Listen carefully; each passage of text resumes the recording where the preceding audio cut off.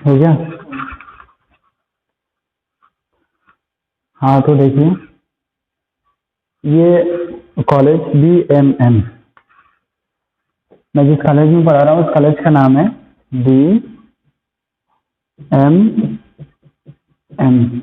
और इस चैनल का भी नाम BMM ही है।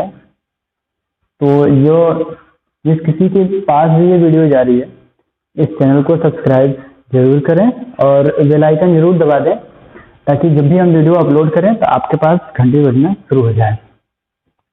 शायद ये दिख रहा होगा आपको BMM। अब देखिए हम बता रहे हैं, हम पहला ही चैप्टर पढ़ रहे हैं क्लास 10th का, जिस चैप्टर का नाम है रियल नंबर यानी वास्तविक संख्याएं। इन रियल नंबर्स के बारे में हमने पहले ही डिस्कशन कर रखा है, इसका इंट्रोडक्शन भी हम बता चुके हैं। ये रियल नंबर भी हमने पढ़ लिया है और इसका बेसिकली हमने इंट्रोडक्शन भी बता दिया है। हमारा इंट्रोडक्शन भी हो गया। और अब इस वीडियो में हम बात करेंगे कि ये इक्वल्ड डिवीजन लेमा क्या होता है। बेसिकली ये दो पार्ट में बटा हुआ है, यहाँ हम एक ही बार लिख दिया है, कोई बात नहीं। ये यूक्लिड डिवीजन थोड़ा सा अलग है और लेमा भी थोड़ा सा अलग है, लेकिन लगभग पोर्शन लेमा डिवीजन का ही है, उसमें कोई दिक्कत नहीं होगा। तो हम अब बारी बारी से सबको पढ़ेंगे हम, लेकिन एक वीडियो में ये पॉसिबल नहीं है, तो हम इसको अलग अलग वीडियो में हम पढ़ा के आपको अपलोड करते जाएंगे, जिससे आपको कोई दिक्कत नहीं होगा। पहले इंट्रोडक्शन तो हमारा हो गया है, अब पढ़ेंगे यूक्लिड डिवीजन और इसके बाद से पढ़ेंगे लेमा, और इससे बहुत सारे क्वेश्चन भी हम कराएंगे। और जितने भी कॉम्पिटिटिव एग्जाम होंगे, एग्जाम के बेसिस पे जो भी क्वेश्चन आता है, इसमें से तो 2 क्वेश्चन बोर्ड एग्जाम में आना ही आना है। लेमा के ऊपर बेसिकली क्वेश्चन नहीं आता है, बट डिवीजन एल्गोरिथम या फिर यूक्लिड डिवीजन के ऊपर 2 क्वेश्चन बेसिकली आता है हर एग्जाम में, हर स्टेट बोर्ड में एग्जाम में क्वेश्चन आता ही आता है। तो हम बात करते हैं कि यूक्लिड डिवीजन लेमा होता क्या है, इसके बारे में। फिलहाल में ये थोड़ा बाद में हम लोग पढ़ेंगे। डिवीजन के बाद हम लोग पढ़ेंगे फंडामेंटल थ्योरम ऑफ अरिथमेटिक, ये क्या होता है इसके बारे में हम अगली वीडियो में आपसे बात करेंगे, डिटेल में बताएंगे कि ये थ्योरम ऑफ अरिथमेटिक होता क्या है, इसको किस तरीके से अप्लाई करते हैं और इसको किसने दिया था, इसको क्यों पढ़ते हैं, बारी बारी से पढ़ेंगे। उसके बाद से रेशनल नंबर क्या होता है, ये तो गारंटी है कि ये मोस्ट इम्पोर्टेंट है कि ये एग्जाम में आना ही आना है, बहुत ही इम्पोर्टेंट है, इम्पोर्टेंट। ये 100% गारंटी के साथ ये क्वेश्चन आएगा, इसमें से क्वेश्चन आएगा। और उसके बाद हम बताएंगे कि रेशनल नंबर्स को उनके डेसिमल फ्रैक्शन में कैसे चेंज करते हैं, और इन सबका मिला के एक साथ हम लोग पढ़ेंगे समरी। समरी का मतलब ये होता है कि सब में से क्वेश्चन हम लेंगे और उसके बाद से समराइज कर देंगे एक बार। तो हम बेसिकली आज बात करते हैं यूक्लिड डिवीजन लेमा के ऊपर।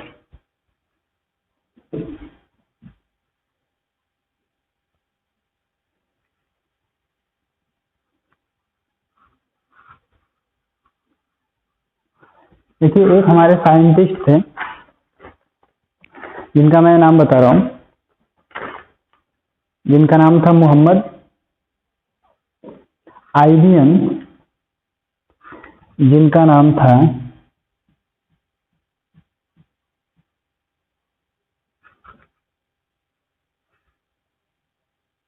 मोहम्मद आइवियन अल-ख्वारिज़मी।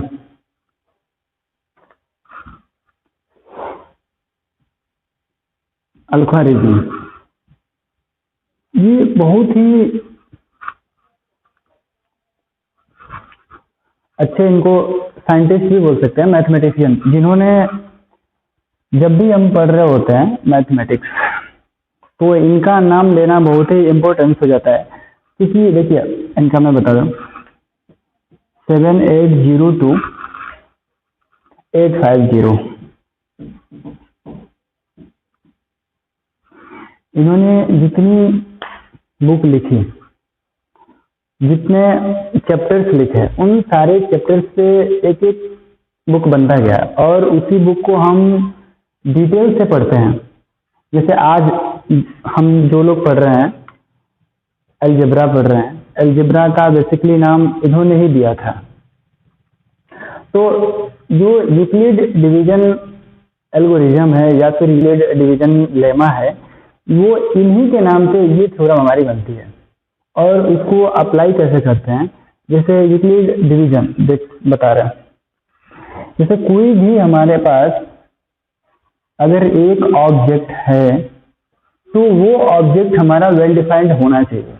जैसे मैं एग्जांपल के थ्रू बता रहा हूँ, जैसे मैं कोई भी दो नंबर में ले रहा हूँ, जैसे एक नंबर हो गया 220 और एक मैं नंबर ले रहा हूँ 3। अगर मैं 3 को 20 से डिवाइड कर देता हूँ तो देखिए होता क्या है, ये 20 हो गया और हम डिवाइड कर रहे हैं 3 से। तो जब हम 3 से डिवाइड करेंगे तो ये डिफाइंड होना चाहिए कि इससे डिवाइड होगा या फिर नहीं होगा। तो ये कहाँ तक हमारा ऑब्जेक्ट डिफाइंड है, इसी के बारे में इसको सोचते हैं। तो ये 6 टाइम डिफाइंड हो जाएगा, इसके बाद से 2 आएगा, फिर इसको लिखेंगे। अब देखेंगे कि फिर ये जो हमारा ऑब्जेक्ट है ये डिफाइंड हो रहा है कि नहीं अगले स्टेप में। तो अगले स्टेप में भी हमारा डिफाइंड है और आ कितना रहा है 1। फिर अगले स्टेप में भी डिफाइंड है, अब आएगा 1, 1 से डिवाइड करेंगे तो 1 हो जाएगा और 1 के साथ 0 आ जाएगा। अब देखिए अगर इसके बाद से हम इसको डिवाइड करना चाहें, हम इसको डिवाइड करना चाहें तो ये हमारा ऑब्जेक्ट इसके बाद से वेल डिफाइंड नहीं होगा। तो जो जहां ये हमारा ऑब्जेक्ट वेल डिफाइंड होना बंद हो जाएगा, उस स्टेप के बाद से हम इसको ब्रेक कर देंगे। जैसे ये 1 हो गया, अब यहां से डिफाइंड होना पॉसिबल नहीं है। तो जो हमारा लास्ट वाला जो नंबर होगा उस नंबर को ही हम बोलेंगे HCF। अब ये आया कैसे, अब इसी के बारे में हम डिटेल से डिस्कस करेंगे। जैसे भी और भी बहुत सारे हम नंबर ले सकते हैं, जिससे हम देखेंगे कि डिफाइंड ये हमारा ऑब्जेक्ट हो रहा है या फिर नहीं हो रहा है। तो उन्होंने बेसिकली किया क्या, 2 नंबर्स लिए,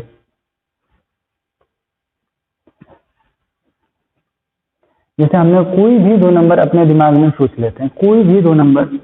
हमने अभी 3 और 20 सोच रखा था, और भी बहुत सारे नंबर हो सकते हैं जिसको हम सोच सकते हैं, जैसे 2 हो गया, 5 हो गया। हाँ, ये नंबर कहीं भी लिख सकते हैं, इसका या तो 5 को आगे लिखेंगे या फिर 2 को पीछे लिखेंगे, इससे कोई मतलब नहीं है। लेकिन नंबर्स को हम इस तरीके से बनाएंगे कि ये जो हमारा ऑब्जेक्ट है ये वेल डिफाइंड हो जाए। तो अब देखिए हम बना रहे हैं इसको, जैसे हम 2 को 5 से अगर डिवाइड करना चाहें, अगर हम 2 को 5 को 2 से डिवाइड करना चाहें तो 2 2 जा 4 और ये हो गया 1। अब यहां भी डिफाइंड है, इसको लिखेंगे 2 1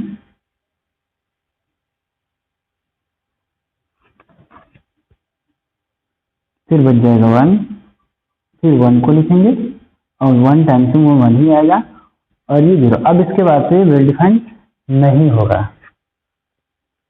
तो अब इसको हम करेंगे क्या, देखिए जो लास्ट में हमारा नंबर आएगा उसको बोलेंगे रिमाइंडर।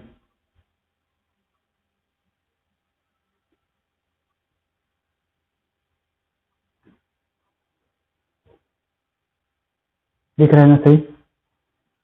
ठीक ठीक, 1 मिनट सब पोस्ट कीजिएगा, नहीं हो रहा है। तो अब देखिए कोई बात नहीं, अब हम सोचेंगे कि हमने 2 ही नंबर लिया था, एक 2 था और एक क्या था 5। तो और भी दो हमारे पास अलग से नंबर आ रहे हैं। जैसे कौन कौन सा नंबर आ रहा है? ये हमारा नंबर आ रहा है, इसको बोलेंगे आर से रिमाइंडर।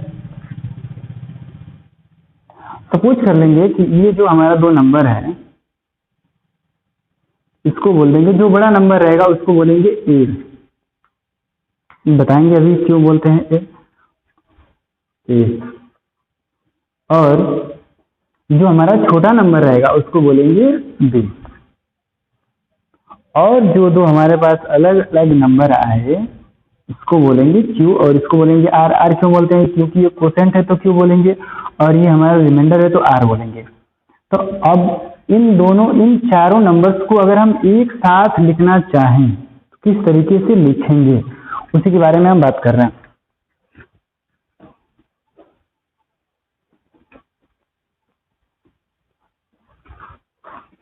जैसे एक हमारे पास नंबर था 5 और एक हमारे पास नंबर था 2,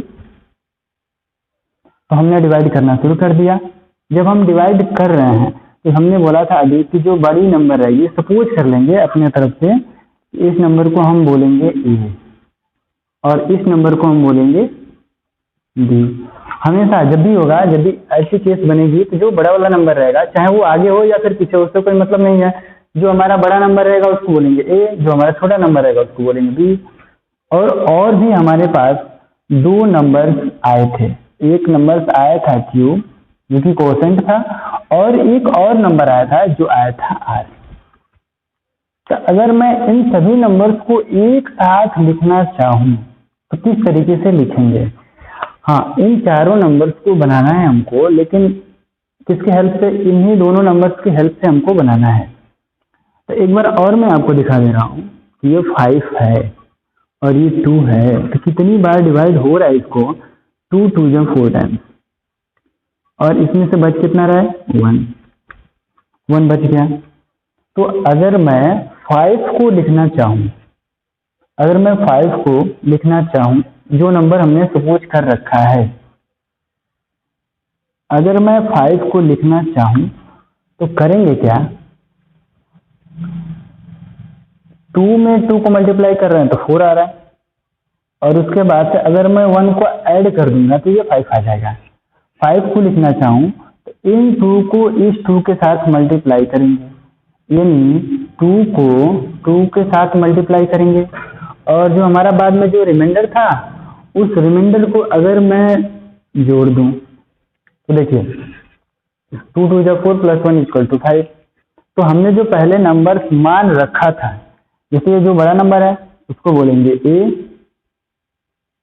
इस वाले नंबर के नीचे लिख देंगे, और हमने जो बी को माना था 2, इसके नीचे लिख देंगे बी, और इसके साथ जो हमने नंबर अलग से लाया है इसको बोलेंगे क्यू, जिसका नाम होता है कोसेंट। कोसेंट को लिखेंगे बी क्यू + आर। तो ये हमारे पास एक नए नंबर्स के रूप में बन के आ गया। इसी नंबर्स को बोलते हैं यूक्लिड डिवीजन। यूक्लिड डिवीजन बोलते हैं। अगर इसको मैं एक लाइन से लिखना चाहूं तो a = bq + r। देखिए, ये कोई भी दो नंबर अगर हम सपोज कर लेंगे तो सारे नंबर्स के लिए वैलिड है। कोई भी दो नंबर अपने मन में सोच लेंगे। हाँ, लेकिन सबसे बड़ी बात यह है कि जितने स्टेप में इस स्टेप को हम कंप्लीट करेंगे, उतने स्टेप को उतनी बार हमको इसको लिखना पड़ेगा, क्योंकि हर बार वेल डिफाइंड ऑब्जेक्ट आएंगे और हर बार हम इसको लिखेंगे। और कब तक लिखेंगे?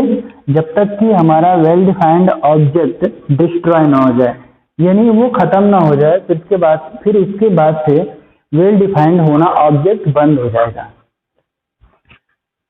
जैसे एक बार मैंने किया तो एक बार इस नंबर्स को हमने लिख दिया, अगर दूसरी बार मैं इसी नंबर्स को करूं, सीधी सी बात है हमको करना पड़ेगा ही। जैसे अगर मैं लिखूं 5 इज इक्वल टू 2 2 जा 4, 2 इंटू 2, और अगर हम +1 को ऐड कर देंगे तो ये 5 के इक्वल ये सारे नंबर्स आ जाएंगे।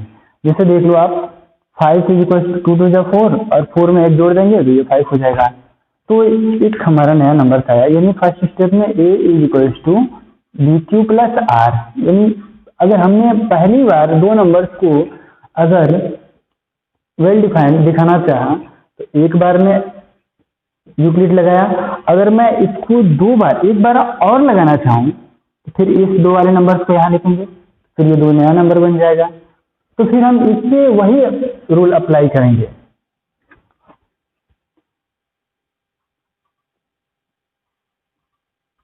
जीरो हो गया। लेकिन इस बार हाँ, एक और तरीके से भी इसको कर सकते हैं, जिससे इसके पहले वाला जो स्टेप मैंने किया था, 1 को 1 बार में ले गया, फिर 1 लाया, फिर 1 लाया, फिर 1 को 1 से डिवाइड किया, तो स्टेप थोड़ा बढ़ रहे हैं लेकिन प्रोसेस वही हो रहा है। अब इसको हमने जल्दी निपटाने के लिए ऐसा काम कर दिया है। तो ये 0 हो गया। हम लिखेंगे क्या, अगर मैं 2 को लिखना चाहूँ, इस वाले 2 को अगर मैं लिखना चाहूँ, इस वाले 2 को, तो ये जो हमारा स्टेप है, इस स्टेप के लिए ये हमारा रिमाइंडर हो गया और ये हमारा क्वोशेंट हो गया। और इन दोनों नंबर्स को हमको पता ही है कि ये जो दो नंबर्स अलग अलग आएंगे, उन दोनों नंबर्स को हम ए और बी मानेंगे। तो जो हमारा बड़ा नंबर रहेगा उसको ए मानेंगे और जो छोटा नंबर रहेगा उसको बी मानेंगे। तो अब देखिए, अगर मैं लिखना चाहूँ 2 इज इक्वल्स टू 1 इंटू 2 और प्लस क्या हो गया 0। लेकिन हमने ये कहाँ लिखा, ये दूसरे स्टेप में लिखा, इसलिए हम जो पहला स्टेप लिखेंगे इसको बोलेंगे फर्स्ट स्टेप, और जो हम दूसरी बार लिखेंगे इसको बोलेंगे स्टेप 2। हाँ, ये जब तक 0 नहीं आता है तब तक हम इतने स्टेप लिखेंगे जितनी बार हमको यूक्लिड डिवीजन लगाना पड़ेगा। इसके लिए हम क्या लिखेंगे, तो a is equals to B Q plus R हो गया। अब हमारा r जब 0 हो गया, अब लिखेंगे नीचे से सिंस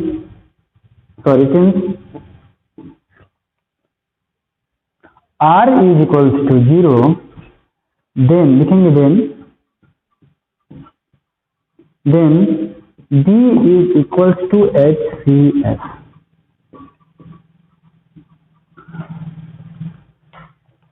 तो देखिए, हम यूक्लिड डिवीजन क्यों लगाते हैं, जो हमारा b हो गया वो हमारा HCF आ गया। इसलिए अगर आज के बाद से कोई पूछता है कि डिवीजन क्यों लगाते हैं, तो हमारा कंक्लूजन निकल के ये आता है कि हमको HCF निकालने के ही लिए हमको यूक्लिड डिवीजन लेमा का प्रयोग करना चाहिए। अगर ऐसे भी सिंपली भी हम निकाल सकते हैं। देखिए, अगर हम इसको सिंपली निकालना चाहें कि अगर इन दोनों नंबर्स का जो हमने 2 और 5 हमने मान रखा है, तो इसका HCF क्या होगा, तो डायरेक्टली हम निकाल देंगे फैक्टर मेथड से। लेकिन जब भी आपको क्वेश्चन आएगा कि यूक्लिड डिवीजन मेथड से आप HCF निकालिए, तो आपको इसी प्रोसेस को दिखाना पड़ेगा, और ये प्रोसेस तब तक हम दिखाएंगे जब तक कि हमारा रिमाइंडर 0 न हो जाए। तो ये हमारी हो गई थ्योरी को हमने प्रूफ करा दिया। अब इसके हम बेसिक क्वेश्चन लिखवा रहे हैं, क्वेश्चन बता रहे हैं और क्वेश्चन को हम सॉल्व करा रहे हैं।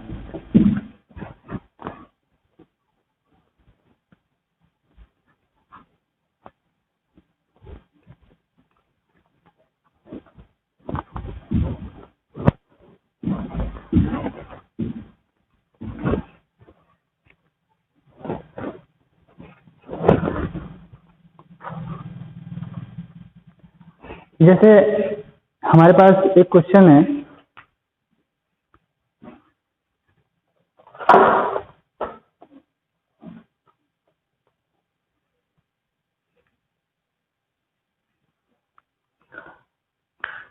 अच्छा हमने ये बताना भूल गया, कोई बात नहीं, इस वीडियो में बता दे, अभी इसमें बता दे रहे हैं।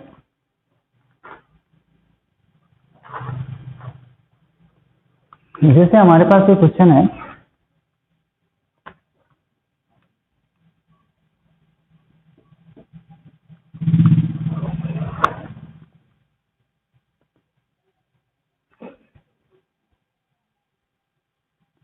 135 एंड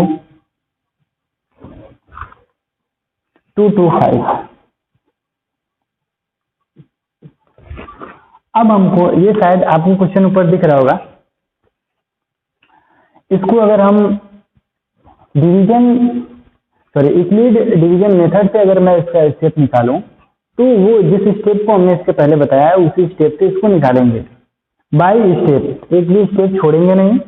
अब इसमें हमने अभी क्या बताया कि जो हमारा बड़ा नंबर होगा उस नंबर को मानेंगे ए, और जो हमारा छोटा नंबर रहेगा उसको मानेंगे बी। तो देखिए सोल्यूशन में करते क्या है, सोल्यूशन तो एक बार जब हम बोर्ड में एग्जाम दे रहे होते हैं तो उस टाइम करना क्या है, एक रफ वर्क बनाना है।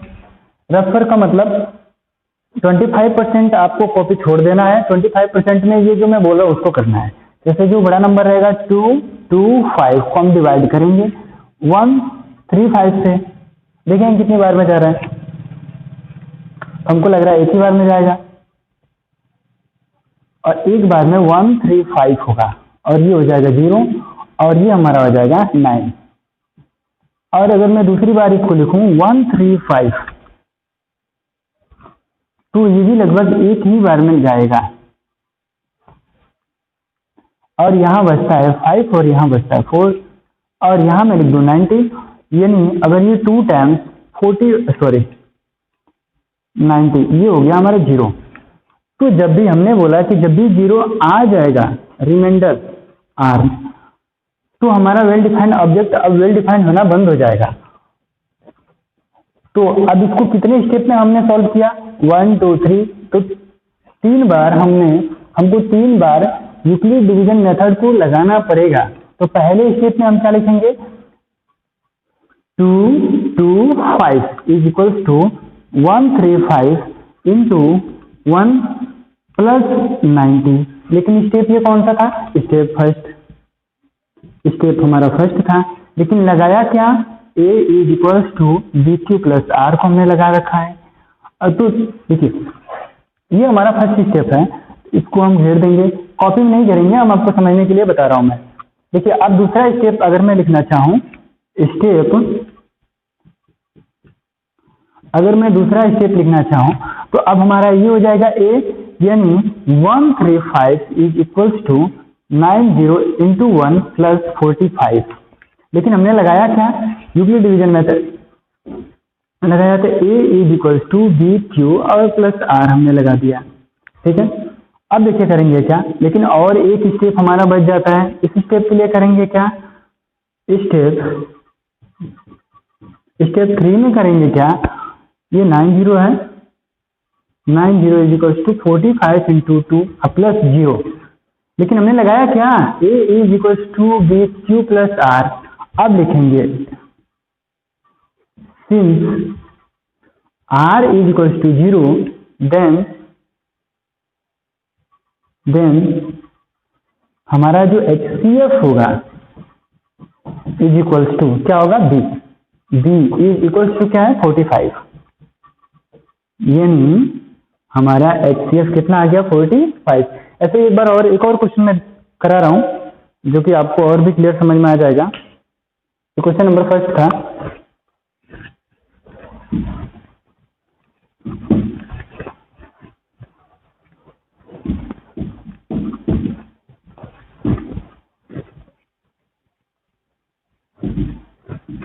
और भी एक और मैं क्वेश्चन करा रहा हूं। क्वेश्चन सेम ही रहता है एनसीईआरटी में, चाहे वो यूपी बोर्ड का हो चाहे सीबीएसई बोर्ड का हो।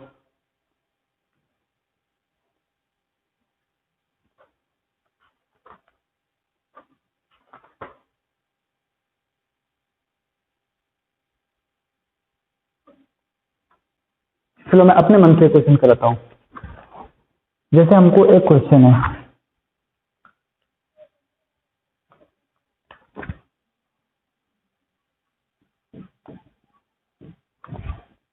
जैसे अगर मैं लिखना चाहूँ एक नंबर, मैं अपने मन से ले रहा हूँ, ये 17 हो गया और ये 20 हो गया, 17 एंड 20 ये दो नंबर हो गया। कभी हमने इसके पीछे क्या बोला, जो बड़ा नंबर रहेगा उसको मानेंगे तुरंत ए बिना पूछे, और जो छोटा नंबर रहेगा उसको मानेंगे बी। और वही प्रोसेस 25% में हम लगा देंगे 20, और जो छोटा नंबर रहेगा उसको डिवाइड कर देंगे 17 से। एक बार हम डिवाइड करेंगे तो 17 ही होगा, और क्या बच जाएगा, 3 बच जाएगा। 3 से 17 में कितनी बार में जाएगा, 5 टाइम्स जाएगा, 15 होगा, और बचेगा क्या, 2 बचेगा, और यहाँ आ जाएगा 3 ये नंबर। तो 2 1 जा 2 और बच जाएगा 1, और ये फिर से वही प्रोसेस हो गया 2, यानी पिछले वाले क्वेश्चन का था। तो 2 टाइम्स चला जाएगा, और 2 के बाद ये 0 हो गया। फिर हमारा 0, जब r हमारा 0 हो गया तो यही हम ब्रेक कर देंगे, क्योंकि इसके बाद से वेल डिफाइंड ऑब्जेक्ट नहीं होगा। हमें इस क्वेश्चन को लेने का मतलब ये था कि हम इस स्टेप को हमने एक स्टेप और बढ़ा दिया। पहले एक स्टेप में था, 2 स्टेप में, फिर 3 स्टेप में, अब ये चौथा स्टेप। अब लग रहा है कि आपको क्लियर हो गया होगा। तो हमने किया क्या, अगर मैं लिखना चाहूं 20 is equals to 17 into 1 plus reminder,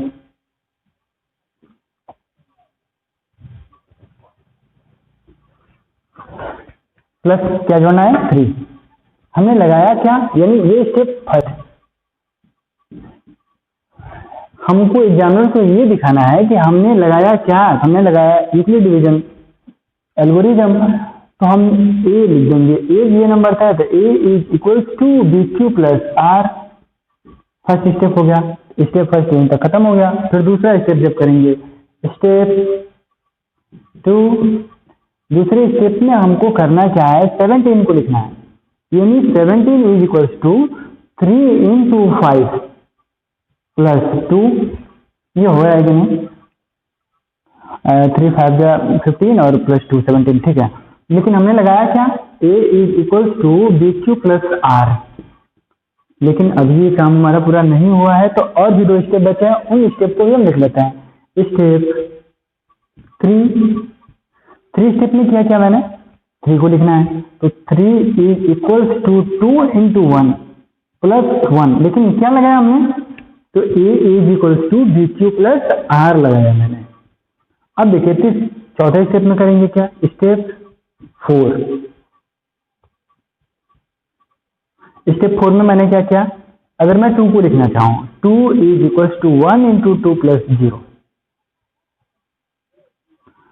तो जब भी हमारा ये नंबर 0 हो जाए तो हम b को ही बोल देते हैं क्या, HCF।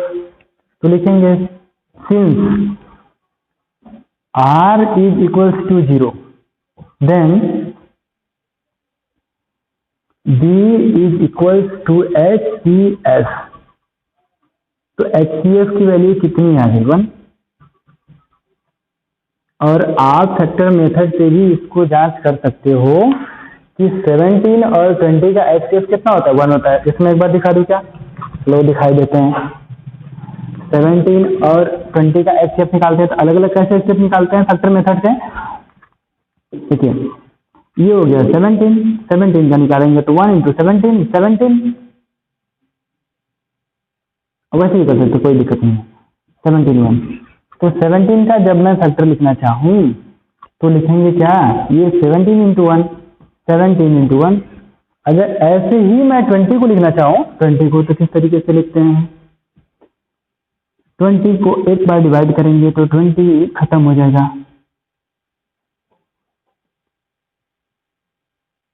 20 को अगर मैं डिवाइड करना चाहूँ, पहले 1 से करते हैं, चलो तो चलो 20 ही आ गया। अब मैं 20 से कर दे रहा हूँ, तो 20 से 20 डिवाइड खत्म हो गया, कोई बात नहीं। मैं ये देख रहा था कि ऐसे सेम कर दे रहा हूँ। 20 इज इक्वल टू क्या होगा, 1 इंटू 20 या फिर 20 इंटू 1, कोई दिक्कत नहीं है। तो हम HCF जब भी निकालेंगे तो क्या देखेंगे, इन दोनों में कॉमन कौन है, तो कॉमन क्या है, 1, क्योंकि 1 1 ही हमको मिल रहा है।